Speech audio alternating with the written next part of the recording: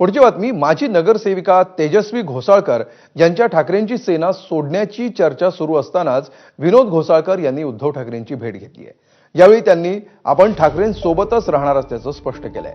यावेळी खासदार संजय राऊतांनी अभिषेक घोसाळकरांचं नाव घेताच विनोद घोसाळकर भावूक झाल्याचं दिसून आलं।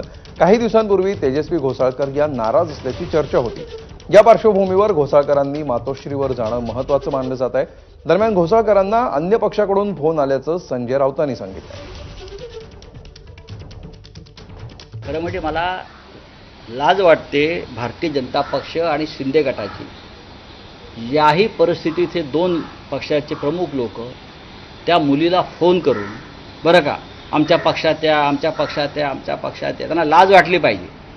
हां, एका घरामध्ये तुम्ही जिने आपला पती गमावला आहे, ज्याने आपला मुलगा गमावला आहे, त्या घरामध्ये तुम्ही अशी कृत्य करताय, लाजा वाटलं पाहिजे। हे निर्दय लोक आहेत, निर्घृण लोक आहेत ते। आमचा विषय आम्ही बघू।